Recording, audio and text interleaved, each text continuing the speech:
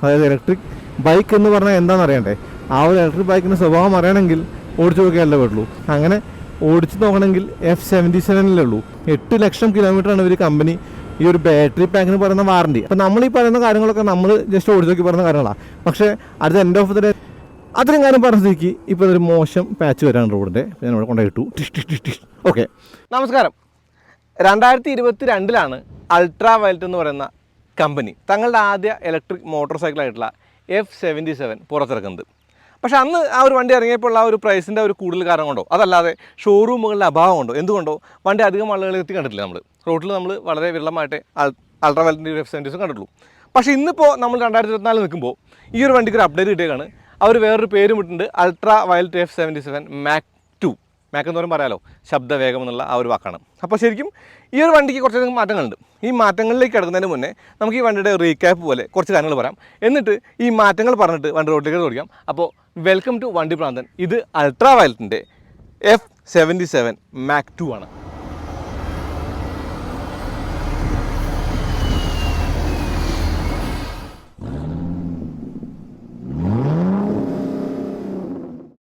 Ultra വയലറ്റിൻ്റെ F77 recap പോലെ പറയേണ്ട കാര്യങ്ങളെന്ന് പറയുന്നത് ശരിക്കും നമ്മൾ സാധാരണ കണ്ട ഇലക്ട്രിക് സ്കൂട്ടറുകൾ പോലെ അല്ലാത്ത ഒരു സ്പോർട്സ് ബൈക്കിൻ്റെ രൂപഭാവാദികൾ പേറുന്ന ഒരു വണ്ടിയാണ് അൾട്രാ വയലറ്റിൻ്റെ F77 എന്നുള്ളതാണ്. ഇപ്പോൾ നിങ്ങൾക്ക് ഇവിടെ ഒരു ലിവർ കാണില്ല, കാരണം ഇതിൻ്റെ ബ്രേക്ക് കാലിലാണ്. അത് പറയുമ്പോൾ ശരിക്കും ബൈക്കുകളുടെ ആ ഒരു സ്വഭാവമുള്ള കാലിൽ ബ്രേക്കുള്ള വണ്ടിയാണിത്. ഫ്രണ്ട് ബ്രേക്ക് മാത്രമേ ആ ഒരു ഹാൻഡിലുള്ളൂ. അപ്പോൾ ത്രോട്ടിൽ എന്ന് പറയുന്നത് അല്ലെങ്കിൽ റെസ്പോൺസ് ഒക്കെ തന്നെ നല്ലതാണ്, സാധാരണ ഇലക്ട്രിക് സ്കൂട്ടറുകളെ പോലെ അല്ല. അതായത് നമുക്ക് ആ ഒരു ത്രോട്ടിൽ വിടുമ്പോൾ ഉള്ള മോട്ടർ കട്ട് ഓഫ് പോകുന്ന കാര്യങ്ങളൊന്നുമില്ല. അതൊക്കെ മികച്ച കാര്യങ്ങളാണ്. വലിയ ടയറുകളായിരുന്നു. ഹെഡ് ലൈവിൻ്റെ ഡിസൈൻ നല്ലതാണ്. ഈ ഒരു പാനലുകൾ കൊള്ളാമായിരുന്നു. എയറോ ഡിസൈൻ എന്ന് പറയുന്ന പോലെ ആ ഒരു എയറോ ഫിന്നുകളുണ്ട്. പിന്നെ ഇവരിപ്പോൾ പുതിയ ഒരു വണ്ടി പറയുന്ന കാര്യമായിട്ട് മുമ്പ് വന്ന വണ്ടിയായിട്ട് കമ്പയർ ചെയ്യുമ്പോൾ ശരിക്കും ഇതിൻ്റെ സ്ക്രൂകളൊന്നും വിസിബിൾ അല്ല എന്നുള്ളൊരു കാര്യമുണ്ട്. അതൊക്കെ തന്നെയും കാര്യമായിട്ട് പറയുന്ന കാര്യം. അപ്പോൾ ശരിക്കും കാഴ്ചയ്ക്ക് നല്ല ഭംഗിയുള്ള അല്ലെങ്കിൽ ഒരു ഇത്തിരി കൗതുകമുള്ള ഒരു sports bike kind of electric ബൈക്കായിരുന്നു അൾട്രാ വയലറ്റ് F77. അൾട്രാ വയലറ്റിൻ്റെ F77 വന്ന മാറ്റങ്ങളെന്ന് പറയുന്നത്, അതായത് പാനലിൽ വന്ന മാറ്റം, രൂപത്തിൽ വന്ന മാറ്റം, അങ്ങനെയുള്ള മാറ്റങ്ങളാണ്. ഓടിക്കുമ്പോഴാണ് കുറച്ച് കൂടുതൽ അതിനെക്കുറിച്ച് ഞാൻ പറയുന്നുള്ളൂ. എന്നാലും ആദ്യം ഇതിൻ്റെ വില പറയാം. ഇപ്പോൾ അൾട്രാ വയലറ്റിൻ്റെ F77 എന്ന് പറയുന്ന മോഡലിന് 2,99,000 എക്സ്ഷോറൂം തുടങ്ങുന്ന ആ ഒരു പ്രൈസിലാണ് ആരംഭിക്കുന്നത് വില. ഇത് റീകോൺ ആണ്, 2 വേരിയൻറ്റുകളുള്ളത്. ഇതിനകത്ത് സാധാരണ ഇലക്ട്രിക് ബൈക്കുകൾ കാണുന്ന പോലുള്ള കാര്യങ്ങളല്ലാണ്ട് കുറച്ചധികം ഫീച്ചേഴ്സ് എന്ന് പറയുന്നത് എയുടെ സപ്പോർട്ടിൻ്റെ പോലുള്ള അല്ലെങ്കിൽ എന്താ പറയുക ആ ഒരു നാവിഗേഷൻ്റെ കാര്യങ്ങൾ, അങ്ങനെ കുറച്ചധികം കാര്യങ്ങളുണ്ട്. അപ്പോൾ ശരിക്കും എനിക്ക് തോന്നുന്നു ഒരു ഇലക്ട്രിക് ബൈക്ക് എന്ന നിലയ്ക്ക് ആ ഒരു പവർ ടോർക്ക് ഫിഗറുകൾ ഒരു മെയിൻ ഫാക്ടറാണ്. അങ്ങനെ പറയുമ്പോൾ 40 HP പവറിലെ വണ്ടിക്ക് ഇപ്പോൾ അവർ പറയുന്നത് മോട്ടറിൻ്റെ ടോർക്ക് എന്ന് പറയുന്നത് 100 ന്യൂട്രൺ മീറ്റർ ആണെന്നുള്ളതാണ്. 0 to 100 അല്ലെങ്കിൽ ഞങ്ങളുടെ ടൈമിങ്ങിലോ കാര്യമായിട്ടുള്ള വ്യത്യാസങ്ങളില്ലെങ്കിൽ കൂടി ഓടിക്കാൻ അത് എങ്ങനെ ഉണ്ടെന്ന് നമുക്ക് ഓടിക്കും പറയാം. അപ്പോൾ ഈ ഒരു വണ്ടിയുടെ കളർ കോമ്പിനേഷൻ എന്ന് പറയുന്നത് ശരിക്കും കാണാൻ നല്ല ഭംഗിയുണ്ട്. ഇപ്പോൾ നീലയൊക്കെ നല്ല രസം തോന്നി, മഞ്ഞ നല്ല രസം തോന്നി, ഗ്രേ അത് കുഴപ്പമില്ല. അപ്പോൾ ശരിക്കും രൂപത്തിൽ വന്ന മാറ്റത്തിനേക്കാൾ ഉപരി എനിക്ക് തോന്നുന്നു ടെക്നോളജിയിൽ ഉണ്ടായിട്ടുള്ള കാര്യങ്ങൾ, റേഞ്ചിൽ വന്ന കാര്യങ്ങൾ, അങ്ങനെയുള്ള കാര്യങ്ങളാണ്. അപ്പോൾ ശരിക്കും ഇതിന് ഏറ്റവും പുതിയതായിട്ട് പറഞ്ഞ കാര്യം എന്ന് പറയുന്നത് റീജൻ വന്നു എന്നുള്ളതാണ്. റീജൻ എന്ന് പറയുമ്പോൾ 10 സ്റ്റെപ്പ് അഡ്ജസ്റ്റ് ചെയ്യാവുന്ന റീജൻ ഉണ്ട്. ശരിക്കും എനിക്ക് തോന്നുന്നു നമ്മൾ ആ ഒരു ഗിയർ ഉള്ള വണ്ടികൾ ഓടിക്കുമ്പോൾ ആ ഒരു എഞ്ചിൻ ബ്രേക്കിൻ്റെ ഫീലില്ലേ, അത് നമുക്ക് തീർത്തും കിട്ടുന്നുണ്ട്. ഫസ്റ്റ് ഗിയർ ഇട്ട് നിർത്തുന്ന ഫീലിലാണ് 10ാമത്തെ റീജൻ സ്റ്റെപ്പ് എന്നുള്ളത്. തീർത്തും അതിശയോക്തിയിലാണെന്ന് തന്നെ പറയാം. പിന്നെ ഇതിന് ആ ഒരു ESC, അതായത് ഇലക്ട്രോണിക് സ്റ്റെബിലിറ്റി പ്രോഗ്രാം വന്നത് എന്താണെന്ന് വെച്ച് കഴിഞ്ഞാൽ ആ ഒരു 10ാമത്തെ സ്റ്റെപ്പോ അല്ലെങ്കിൽ 9ാമത്തെ സ്റ്റെപ്പോ നമ്മൾ ഇടുമ്പോൾ വീൽ ലോക്ക് ആവാനുള്ള സാധ്യതയുണ്ട്. ആ ഒരു കാര്യം ഒഴിവാക്കാൻ വേണ്ടിയാണ് അവർ ആ ഒരു ESC എന്ന് പറയുന്ന സംഗതി, അതായത് ഇലക്ട്രോണിക് സ്റ്റെബിലിറ്റി പ്രോഗ്രാം ഈ വണ്ടിക്ക് കൊണ്ടുവന്നുള്ളതാണ്. ട്രാക്ഷൻ കൺട്രോൾ ഉണ്ട്, ഓഫ് ചെയ്യാൻ പറ്റും. ABS സ്വിച്ചബിൾ ആണ്, മോണോ അല്ലെങ്കിൽ ഡുവൽ. അപ്പോൾ ഇതൊക്കെ ടെക്നോളജിയാണ്. പിന്നെ ക്ലസ്റ്ററിൽ വന്ന മാറ്റങ്ങൾ എന്ന് പറയുന്നത് റഡാർ ബേസ് ചെയ്തൊരു തീം വന്നിട്ടുണ്ട്. പിന്നെ അതിൻ്റെ ആ ഒരു കാര്യങ്ങളൊക്കെ മാപ്പൊക്കെ അതിനകത്തുള്ളതാണ്. മാത്രമല്ല ഇതിന് AI സപ്പോർട്ട് വന്നിട്ട്. ഇപ്പോൾ AI സപ്പോർട്ട് എന്ന് പറയുമ്പോൾ വേറെ ഒന്നല്ല, ഇതിന് ഒരുപാട് പോയിന്റുകൾ അവർ ആ ഒരു AI സപ്പോർട്ട് വെച്ചിട്ട് ഇതിൻ്റെ റൈഡിൻ്റെ ആ ഒരു സ്വഭാവമൊക്കെ എടുത്തിട്ട് വീണ്ടും വീണ്ടും അപ്ഡേറ്റ് കൊണ്ടുപോകുമ്പോൾ ഒക്കെ സഹായകമാകുന്നുള്ള കാര്യം. എനിക്ക് തോന്നുന്നു ഈ ഒരു വണ്ടിയുടെ മെയിനായിട്ടുള്ള ഒരു ഫാക്ടർ എന്ന് പറയുന്നത് ആ ഒരു എയറോ അല്ലെങ്കിൽ എയറോഡൈനാമിക്സും തന്നെയാണ്. അതായത് ആ ഒരു സൗണ്ട് ആണെങ്കിലും ആ രൂപമാണെങ്കിലും ഒക്കെ കാറ്റിനെ കീറി മുറിച്ച് കൊണ്ടുപോകാൻ തക്ക വണ്ണമാണ് എന്ന് തന്നെയാണ് കമ്പനി പറയുന്നത്. ഓടിച്ചപ്പോഴും എനിക്ക് അത്യാവശ്യം വലിയ ഒരു പ്രശ്നമൊന്നും തോന്നിയില്ല എന്നുള്ളതാണ് വണ്ടി ഓടിക്കുമ്പോൾ കൂടുതൽ അതിനെക്കുറിച്ച് പറയാം. ഇനി ഇവിടെ ഇപ്പോൾ ഈ ഒരു ചാർജിങ് പാനലിൻ്റെ അടപ്പെന്ന് പറയുന്നത് ആ ഒരു അലുമിനിയം അടപ്പെന്ന് പറയുന്നത് അകത്തൊരു ചെറിയ ലൈറ്റൊക്കെ കൊടുത്തിട്ടുണ്ട്. കൂടാതെ സസ്പെൻഷൻ അഡ്ജസ്റ്റബിൾ ആണ്.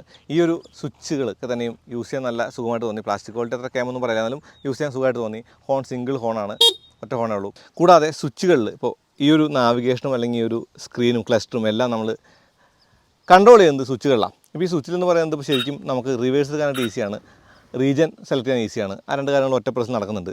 കൂടാതെ ഇവിടെ ഈ ഒരു മെനു ഒക്കെ എടുത്തു കഴിഞ്ഞാൽ നമുക്ക് ആ ഒരു യൂസർ ഇൻ്റർഫേസ് കൊള്ളാം. നമ്മുടെ ആ ഒരു വണ്ടിയുടെ മൈ F77 എന്ന് പറയുന്ന ആ ഒരു ഡോക്യുമെൻറ്റ് കീപ്പ് ചെയ്ത സംഗതി, നാവിഗേഷൻ അല്ലെങ്കിൽ മൈ ട്രിപ്സിൻ്റെ കാര്യങ്ങൾ, സെറ്റിങ്സ്, കൺട്രോൾസ് അല്ലെങ്കിൽ ഡോക്യുമെൻറ്റ്സ്, കൂടാനുള്ള ബ്ലൂടൂത്ത് സേഫ്റ്റി പോലുള്ള കാര്യങ്ങളൊക്കെ തന്നെ കാണാം. ബ്ലൂടൂത്ത് സേഫ്റ്റി രണ്ടാണ്, ഒന്നല്ല. TPMS ആക്സസറീസ് അതിനെക്കുറിച്ച് കൂടുതൽ ഞാൻ പറയുന്നില്ല. ഇനി സെറ്റിങ്സിനകത്ത് പോയാൽ നമുക്കിവിടെ ഡിസ്പ്ലേ, ആ ഒരു ഡിസ്പ്ലേ എന്ന് പറയുന്നത് ഏറ്റവും പുതിയ തീമായിട്ടുള്ള റഡാർ തീമിലേക്ക് നമുക്ക് ആക്കാൻ പറ്റും. ഡേ നൈറ്റ് ഓപ്ഷൻസ് ഉണ്ട്, അതൊക്കെ തന്നെയും ശരിക്കും ഉണ്ടായിരുന്ന കാര്യം തന്നെയാണ്. പിന്നെ ഈ വണ്ടിക്കകത്ത് നമുക്ക് ആ ഒരു കൺട്രോൾസിൻ്റെ ആ ഒരു കാര്യങ്ങളും സെലക്ട് ചെയ്യാൻ പറ്റും.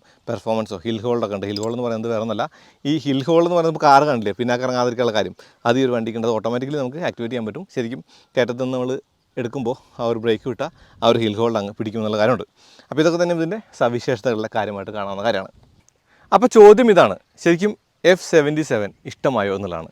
എനിക്ക് ഈ വണ്ടി അന്ന് ഇറങ്ങിയപ്പോൾ കണ്ടപ്പോൾ തന്നെ ഇഷ്ടമായ ഒരു കാര്യമായിരുന്നു. കാരണം കൊള്ളാം, ഒരു ഇലക്ട്രിക് ബൈക്ക് അല്ലെങ്കിൽ ഒരു ഇലക്ട്രിക് ബൈക്കിൻ്റെ ലുക്കിൻ്റെ ഒരു കാര്യത്തിൽ ചീപ്പായിട്ടുള്ള പ്ലാസ്റ്റിക് കാണാത്തൊരു വണ്ടി എന്ന് വെച്ചാൽ കാണുമ്പോൾ ഒരു പ്രീമിയം ക്വാളിറ്റി ഉള്ള വണ്ടി. ഓക്കെ, അപ്പാച്ചയുടെ ആ ഒരു പാർട്സ് ഷെയറിംഗ് ഉണ്ട്, അപ്പാച്ചയ്ക്ക് ഷെയറുള്ള ഒരു കമ്പനിയാണ്, അങ്ങനെയുള്ള അപ്പാച്ചയല്ല TVS സോറി. അപ്പോൾ ആ ഒരു കാര്യങ്ങളുണ്ട്. കൂടാതെ അത്യാവശ്യം നല്ല ഒരു വണ്ടിയുടെ സീറ്റിംഗ് പോസ്റ്ററാണ്. ഇപ്പോൾ പോസ്റ്ററിൻ്റെ കാര്യം പറയുമ്പോൾ ശരിക്കും ഒരു ക്രൂസർ ബൈക്കിൻ്റെയും ഒരു സ്പോർട്സ് ബൈക്കിൻ്റെയും ഇൻ ബിറ്റ്വീനായിട്ടാണ് സെലക്ട് ചെയ്ത് പറയുന്നത്. അപ്പോൾ ഇരിക്കുമ്പോൾ എനിക്ക് വലിയ പ്രശ്നം തോന്നിയില്ല. ബ്രേക്സ് അത്യാവശ്യം നല്ല പെർഫോമൻസ് തരുന്നുണ്ട്, ചവിട്ടുമ്പോൾ നല്ല പിടിച്ച പോലെ നിൽക്കുന്നുണ്ട്. ഇപ്പോൾ റീജൻ കൂടി വന്നപ്പോൾ കുറച്ചും കൂടി ഈസി ആയി കാര്യങ്ങൾ. അപ്പോൾ എല്ലാം കൂടി ചേരുമ്പോൾ ഒരു ഗുഡ് ബൈക്ക് എന്നുള്ളൊരു കാര്യമുണ്ട്. അപ്പോൾ ഇഷ്ടമായെന്ന് വെച്ചാൽ ഇഷ്ടമായെന്നുള്ളതാണ്. പ്രൈസ് ഒരു പ്രശ്നമായിട്ട് നിന്നിരുന്നു. ഇപ്പോൾ 2,99,000 രൂപയിൽ അത് എത്തിയപ്പോൾ, അല്ലെങ്കിൽ ആ ഒരു എക്സ്ഷോറൂം പ്രൈസ് തുടങ്ങുമ്പോൾ എനിക്ക് തോന്നുന്നു ഒരു ഇത്തിരി കൂടി റീസണബിളി പ്രൈസ്ഡായിട്ട് അൾട്രാ വയലറ്റിൻ്റെ F77 മാറിയിട്ടുണ്ട്. കൂടാതെ പുതിയ മോഡലായിട്ടുള്ള മാക് 2 എന്ന് പറയുന്ന മോഡലിൻ്റെ ആ ഒരു ഫീച്ചേഴ്സ് കൂടി ചേരുമ്പോൾ ഒരു എനിക്ക് തോന്നുന്നു ഓക്കെ ഒന്ന് ഓടിച്ച് നോക്കിയിട്ട് ഇഷ്ടപ്പെടാമോ ഇഷ്ടപ്പെടാതിരിക്കാൻ ചെയ്യാവുന്നൊരു വണ്ടി കാണാം. ഓടിച്ച് നോക്കിയാൽ ഒരു പക്ഷേ നിങ്ങൾക്ക് ഇഷ്ടപ്പെട്ടേക്കും. 2022 ശരിക്കും പറഞ്ഞാൽ ഈ ഒരു വണ്ടി വരുന്നത്, അൾട്രാ വയലറ്റിൻ്റെ F77.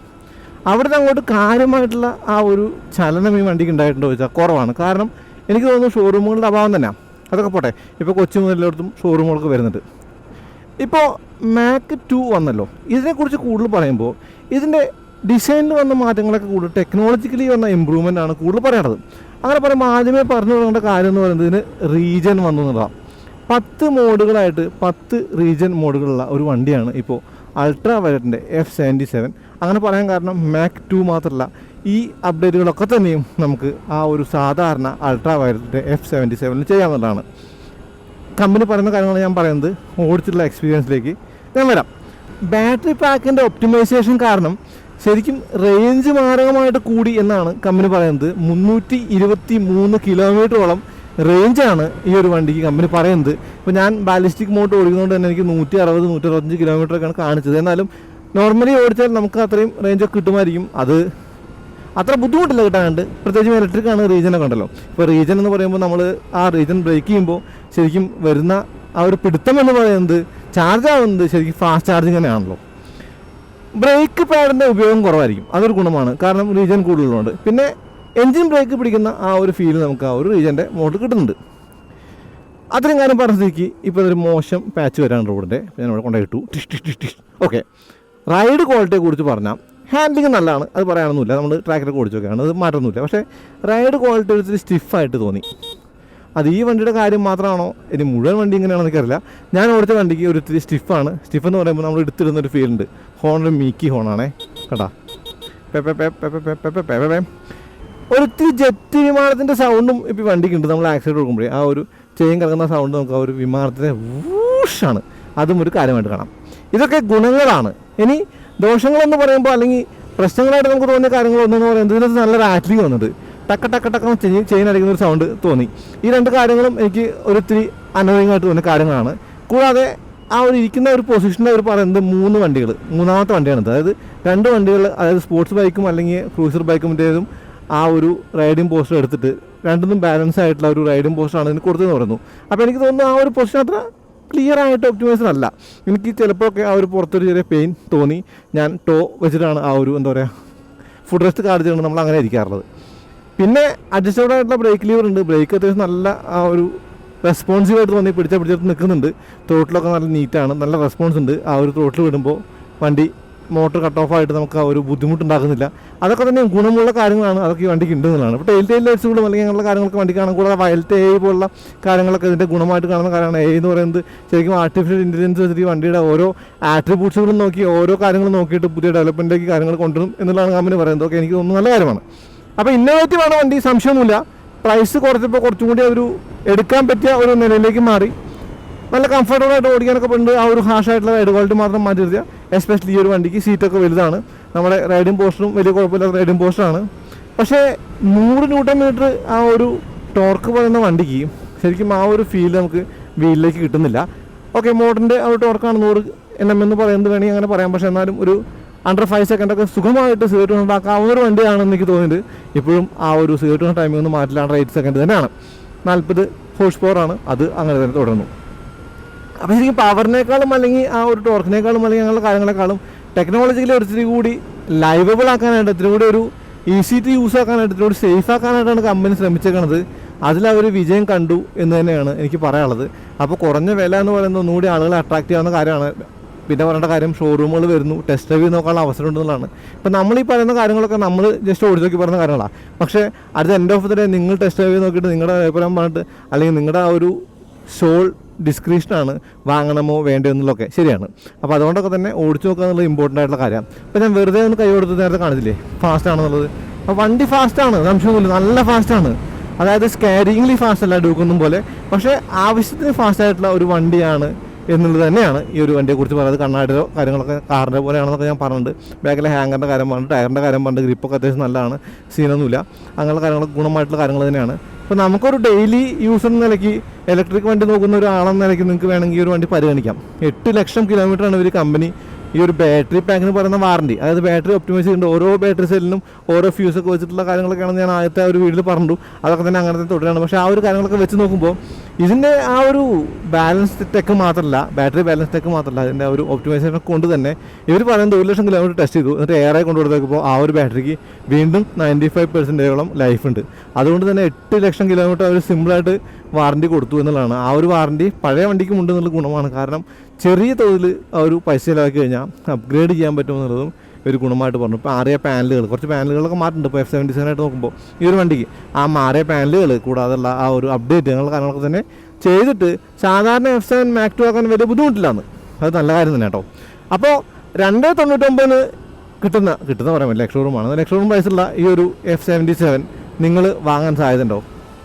എന്നോട് ചോദിക്കുകയാണെങ്കിൽ എനിക്ക് വണ്ടി ഓടിച്ചുകൊണ്ടിരിക്കാൻ ഇഷ്ടപ്പെട്ടു. പക്ഷേ ഡെയിലി യൂസിന് ഇത് എത്രത്തോളം യൂസ്ഫുൾ ആകുമെന്നുള്ളത് എനിക്കറിയില്ല. കാരണം നമ്മൾ ലോങ് ഒന്നും വണ്ടി ഓടിക്കാത്ത ആളാണ്. അപ്പോൾ വണ്ടി വാങ്ങുക എന്നുള്ളതൊക്കെ ആ ഒരു റിക്വയർമെൻറ്റ് പോലെ ഇരിക്കും. പക്ഷേ ഈ വണ്ടി തീർത്തും ഒരു ടെസ്റ്റ് റൈഡ് അറിയിക്കുന്നുണ്ട്. അതാണ് ഈ ഒരു വീഡിയോയുടെ രത്ന ചുരുക്കം. നിങ്ങൾ എന്തായാലും ഈ വണ്ടി ഒന്ന് ഓടിച്ചു പോകണം. അതായത് ഇലക്ട്രിക് ബൈക്ക് എന്ന് പറഞ്ഞാൽ എന്താണെന്ന് അറിയണ്ടേ? ആ ഒരു ഇലക്ട്രിക് ബൈക്കിൻ്റെ സ്വഭാവം അറിയണമെങ്കിൽ ഓടിച്ചു നോക്കിയാലേ പറ്റുള്ളൂ. അങ്ങനെ ഓടിച്ചു നോക്കണമെങ്കിൽ F77 F77 അല്ലേ അതിൻ്റെതായിട്ടുള്ള എല്ലാ മെറിറ്റും ഉള്ളത്. അപ്പോൾ ഇത് ശരിക്കും ഒരു നല്ലൊരു വണ്ടിയാണ്. അതായത് ഇലക്ട്രിക് സ്കൂട്ടറുകൾ കാണുന്ന പോലെ ചീപ്പായിട്ടുള്ള പാനൽ ഗ്യാപ്പുകളില്ല, പ്ലാസ്റ്റിക് ക്വാളിറ്റി കൊള്ളാം. TVSൻ്റേതായിട്ടുള്ള പല കമ്പനികളുടെയും ഷെയറൊക്കെ ഉള്ളതുകൊണ്ട് അത്യാവശ്യം നല്ല ഡെവലപ്മെൻ്റ് ആണ് വണ്ടിക്കുള്ളത്. അതുകൊണ്ട് തന്നെ എല്ലാം കൂടി ചേരുമ്പോൾ ഒരു നല്ല ഇലക്ട്രിക് ബൈക്കാണ് F77 നിസ്സംശയം പറയാം. അതുതന്നെയാണ് ഈ വീഡിയോയുടെ രത്ന ചുരുക്കം എന്നുള്ളതാണ്. അപ്പോൾ അത്രേ ഉള്ളൂ. അടുത്ത വീഡിയോ വീണ്ടും വരാം. അതുവരേക്കും നന്ദി. കൈ കൊടുത്തിട്ട് നമസ്കാരം.